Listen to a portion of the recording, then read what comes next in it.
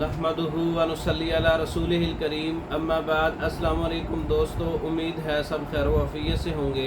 आज हम बात करेंगे सफूफ जिगर व मैदा, जिगर के ऐसे मसाइल और मैदे के जो बिल्कुल आपके सही नहीं हो रहे, पुराने हैं।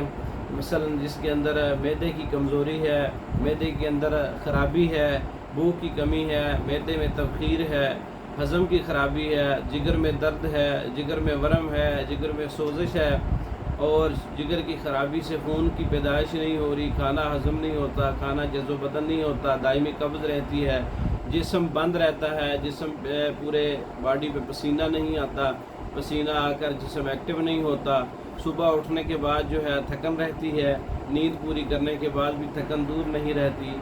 ऐसी बीमारियों के लिए सफूफ जिगर व मैदा इस्तेमाल करें।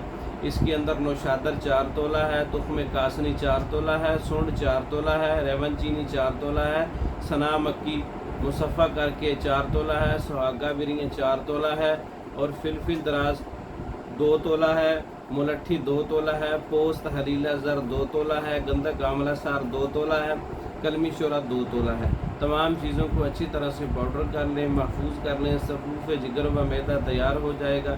3 माशा सुबह दोपहर शाम ताज़ा पानी के साथ खाने के बाद इस्तेमाल करें।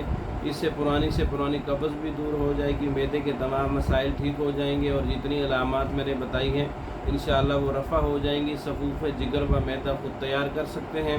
तैयार शुदा मंगवाने के लिए हमारा व्हाट्सअप नंबर 0363 16 999 0301 79 55 461।